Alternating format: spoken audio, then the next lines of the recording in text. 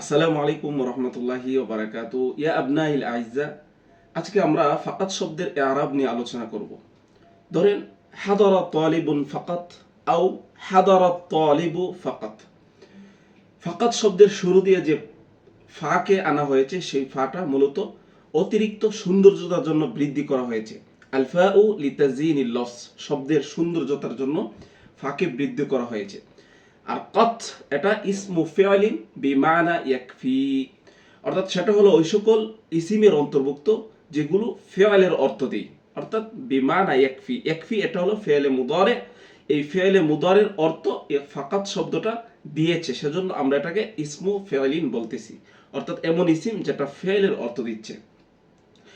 এখন ফাইদা সুবিকাত বিহাদিহিল কালিমা আই বিহাদিহি ফাকাত নাকিরা, যদি এই ফাকাত শব্দের পূর্বে যদি আপনার নাকেরা আসে তাহলে ফাতাকুনু ফাকাত সিফাতান মা ক্বাবলাহা, তো তার পূর্বে যেই নাকেরা শব্দটা থাকবে ওই নাকেরা শব্দের সিফতে পরিণত হবে।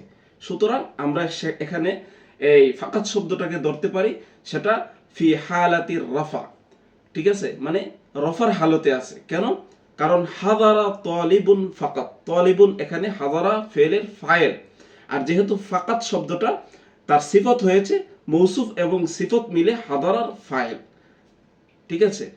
এবার 2 নম্বরে তারকিবে আসি, হাদারাত তালিবু ফাকাত, অর্থাৎ ফাকাত শব্দের পূর্বে যদি কোনো মারিফা আসে, ফাইদা সুবিকাত বিহাদিহিল কালিমা মারিফা ফাতাকুনু ফাকাত হালান ফি মাহাল্লি নাসব, তখন ফাকাত শব্দটা হালে পরিণত হবে, তখন সেটা তার অবস্থা বোঝাবে।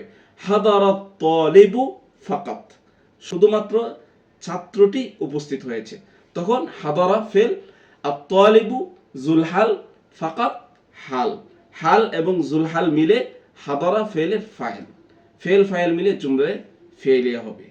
মাত্তাআকুম জামিআন বিসসিহহাতি ওয়াল আফিয়া। আসসালামু আলাইকুম রহমতুল্লাহি ওয়া বারাকাতুহু।